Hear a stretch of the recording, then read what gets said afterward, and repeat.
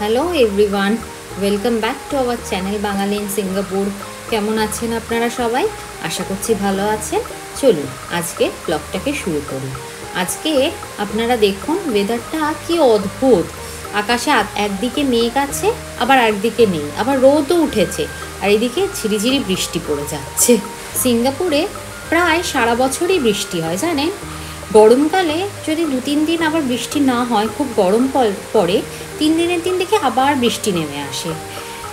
তবে নভেম্বর থেকে জানুয়ারি এদের প্রধানত রেনি সিজনটা, ওই সময় রোজ বৃষ্টি হয়। আর এই রান্নাঘরে চলে এসেছি দুপুরে খাবার জোগাড়যন্ত্র করতে। আজকে এই স্যামন্ডের ফিলেটটা এনেছি, এটাই রান্না করব। এইটা দেখুন, পার কেজি দাম হচ্ছে $36.88, মানে 2250 টাকা। আর এই ফিলেটটার ওজন আছে 264 গ্রাম, যেটার দাম হচ্ছে $9.74, মানে ওই ধরুন 600 টাকার মতন এই ফিলেটটার দাম নিয়েছে। আর এইদিকে আমি এই পেঁয়াজ, আদা, রসুন, টমেটো সব কেটে কুটে রেখেছি। এটা দিয়ে স্যামন মাছটা করবো, আর এই পটলগুলো ভাজা করে নেব। প্রথমে আমি এই ফিলেটটাকে ছোট ছোট 4 পিসে কেটে নেব। এখানে জানেন তো স্যামন মাছটা খুবই কমন, যে কোনো সুপার মার্কেটে গেলেই পাওয়া যায়। এই বিভিন্ন ওজনের স্যামন মাছগুলোকে এরকম ফিলেট হিসেবে কেটে ওরা প্যাক করে বিক্রি করে। তো ওজন হিসেবে যেরকম যা দাম নেয়, তা ওই দাম প্রিন্টেড থাকে, তো ওই দাম দিয়ে কিনে নিতে হবে। তো তবে জানেন, এই দেশীয় লোকেরা এই স্যামন মাছটা সাধারণত দেখি আমাদের মতন এই পেঁয়াজ, আদা, রসুন বাটা দিয়ে এরমভাবে খায় না। ওরা আবার দেখি সাধারণত স্যামন মাছটাকে স্টেক হিসেবে খেতে বেশি পছন্দ করে, বা বেক করে খেতে ওরা খুব পছন্দ করে। কিন্তু আমার আবার ওরমভাবে খেতে একদম ভালো লাগে না, খুবই আঁশটানি গন্ধ লাগে একটা নাকে। তাই আমরা সাধারণত যদি স্যামন মাছ বাড়িতে আনি, তাহলে আমরা এরকম মশলা দিয়ে ভালো করে কষিয়েই রান্নাটা করতে পছন্দ করি। এই যে মাছটাকে ভালো করে কেটে ধুয়ে নিয়েছি। এবার একটুখানি লেবু দিয়ে দেব, তারপরে নুন হলুদ দিয়ে ভালো করে ম্যারিনেট করে মাছটাকে ভেজে নেব। লেবুটা দিলে কি হয় জানেন তো, আঁশটানি গন্ধটা একেবারেই চলে যায়, আর খেতেও খুব ভালো লাগে।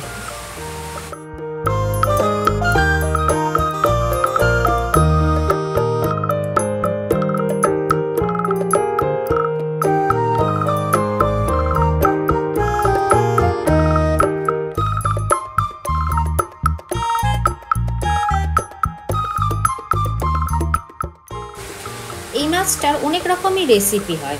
এই দেশে আমার যারা অন্যান্য বন্ধুবান্ধবরা থাকে, তাদের কাছে শুনেছি অনেকে আবার এই মাছটা দিয়ে ঝোল করে খায়। তারা আমাকে বলেওছে নাকি দারুণ লাগে খেতে।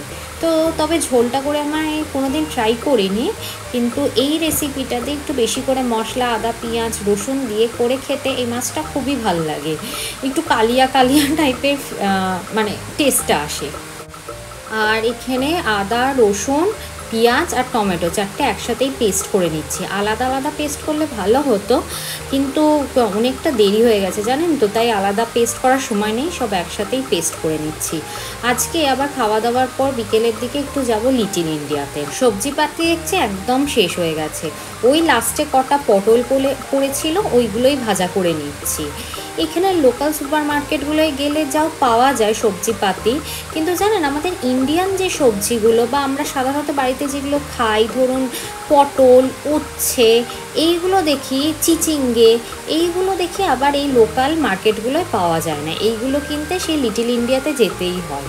আর মাছের মধ্যে ধরুন এই স্যামন মাছ বা ভেটকির ফিলেট বা পমফ্রেট, এইগুলো যেমন এই লোকাল সুপার মার্কেটে পাওয়া যায়, কিন্তু কাতলা মাছ বা ভালো চিংড়ি মাছ বা একটু মাটন যদি কিনতে হয়, সেইগুলো আবার এখানে পাওয়া যায় না। আর সিঙ্গাপুর তো প্রচণ্ড এক্সপেন্সিভ একটি কান্ট্রি, সেটা তো আপনারা জানেনই। তো এই লোকাল সুপার মার্কেটগুলো থেকে যদি লিটিল ইন্ডিয়ায় গিয়ে কেনা যায়, তাহলে দামটাও দেখি একটু কম পড়ে, মানে একটু বাজেট ফ্রেন্ডলিও হয়। এবং ওটা যেহেতু পুরোটা মার্কেট প্লেস, মানে একই জায়গায় আপনি সব দোকান পেয়ে যাবেন, তো সেই জন্য অসুবিধাও হয় না। সব একসাথে কিনে কাটে গুছিয়ে গাছিয়ে নিয়ে চলে আসা যায়। পেঁয়াজটা কষানো হয়ে গেছে, আর এখানে আমি রোজকার মশলাগুলো দিয়ে দিয়েছি। নুন, হলুদ গুঁড়ো, লঙ্কা গুঁড়ো, জিরে গুঁড়ো, ধনে গুঁড়ো। এবার একটুখানি আমি জল অ্যাড করে দেবো, কারণ হচ্ছে পাশটা একটু লেগে যাচ্ছে। দিয়ে মশলাটাকে আমি ভালো করে কষিয়ে নেবো। এবার এই যে মশলাটা কষাচ্ছি, এটা চাপা দিয়ে দিই এবার।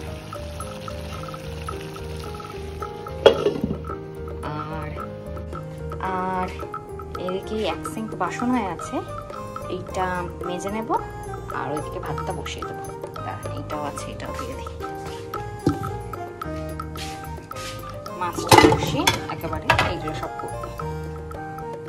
মশলাটা কষানো হয়ে গেছে, তাই জল দিয়ে দিয়েছি। জলটা ফুটতে শুরু করলে এবার আমি মাছগুলো এর মধ্যে দিয়ে দেবো। দিলে একটু ফুটিয়ে নিয়ে নামিয়ে নেব। এই মাছটা যেহেতু নরম তাই বেশি ফোটাতেও হয় না, ওই 3-4 মিনিট ফুটিয়ে 5 মিনিট ফুটিয়ে নামিয়ে নেব। আর এই যে আমাদের মাছ রেডি।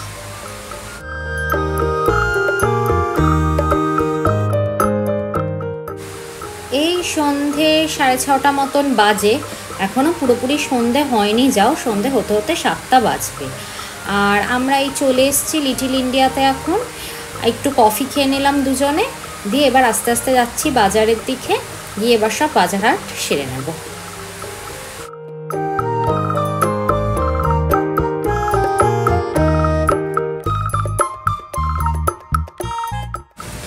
আমরা সাধারণত চেষ্টা করি যাতে এই ছুটির দিনগুলোতে এসে সারা সপ্তাহের বাজারটা করে নিয়ে যেতে পারি। আসলে লিটল ইন্ডিয়া আমরা যেখানে থাকি সেখানটা থেকে অনেকটাই দূর, 2টো মেট্রো আবার একটা বাস চেঞ্জ করে আসতে হয়।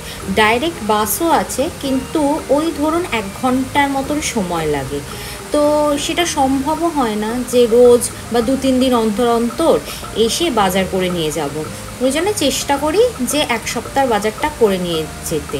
মাঝে মাঝে আবার একটু বেশিও হয়ে যায়, 10 দিনও চলে যায়, কিন্তু আবার খুব বেশিও করে নিয়ে যেতে পারি না, সবজিপাতি তো নষ্ট হয়ে যায়।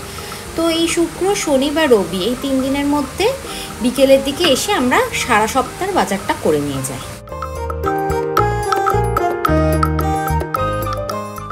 লিটল ইন্ডিয়া যে নামটা দিয়েছে ভালো দিয়েছে বলুন। দেখুন রাস্তাঘাট দেখে মনেই হচ্ছে না যে আমরা সিঙ্গাপুরে আছি, মনে হচ্ছে আমরা ইন্ডিয়াতেই আছি। এখন ওই 8:30 মতন বাজে। তো এই মলটাতে এসেছি, এখানেই আমরা ডিনার করব। ডিনার করে এরপর বাড়ি যাব। আবার বাড়িতে গিয়েও কাজ আছে, সব বাজার হাটগুলো গোছানো। আর মাছ কিনেছি, তো সেই মাছটা ধুয়ে ভালো করে প্যাক করে আবার ফ্রিজারেও রাখতে হবে, তো অনেক কাজ। তো চলুন তাহলে আমরা এবার গিয়ে খাওয়া দাওয়া করে নিই। আর এই যে আমরা রেস্টুরেন্টের ভেতর ঢুকে গেছি। এই রেস্টুরেন্টের উপরে আমরা একটা ব্লগও বানিয়েছিলাম। এই রেস্টুরেন্টটার নাম সেজেরিয়া। আর রেস্টুরেন্টটা আমাদের খুবই পছন্দ এবং এই খাবারগুলো আমাদের খুবই ভালো লাগে। তো এই আমাদের খাবার এসে গেছে। আমি একটা স্প্যাগেটি অর্ডার করেছি, আর উৎসব অর্ডার করেছে এই চিজ স্যালাডটা। কি খাচ্ছ তুমি? স্যালাড। ভালো লাগছে? তুমি কি ডায়েটে আছো? তাহলে স্যালাড খাচ্ছ হঠাৎ? Light staying light.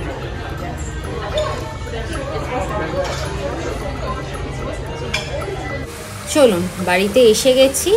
আসল কাজটাই হয়ে গেছে, সেটা হচ্ছে মাছটা ধুয়ে ভালো করে টিফিন বক্সে রেখে ফ্রিজারে তুলে দেওয়া। এই দেখুন এই হলদিরামের এই ফ্রোজেন পরোটাটা কিনলাম, আলু পরোটা। খেতে বেশ ভালো লাগে, কিন্তু জানি ফ্রোজেন খাওয়া ঠিক নয়, কিন্তু ওই মাঝে মাঝে আর কি মুখটা একটু ছাড়ানোর জন্যে। আর এইদিকে দেখুন কিনেছি তরমুজ, কিনেছি কলা, কিনেছি এদিকে সবজিপাতির মধ্যে একটু কাঁকরোল, ঢ্যাঁড়স আর মশলাপাতি, তেল এইগুলো কিনেছি। একটা ডিমের ট্রে কিনে এনেছি। তো এই সবই টুকিটাকি বাজার করে এনেছি। এইগুলো এবার আস্তে আস্তে সব ফ্রিজের ভেতর তুলে দেব। চলুন তাহলে ব্লগটাকে আজকে আমি এখানেই শেষ করছি। আপনারা অবশ্যই আমাকে কমেন্টে জানাবেন ব্লগটি দেখে আপনাদের কেমন লাগলো। ভালো লেগে থাকলে প্লিজ একটি লাইক করে দেবেন, আমার চ্যানেলটাকে প্লিজ সাবস্ক্রাইব করে দেবেন। আশা করছি আরও নতুন নতুন ব্লগ নিয়ে আপনাদের সামনে আসতে পারবো। আপনারা ভালো থাকবেন। চলুন আবার দেখা হবে পরের একটি ব্লগে।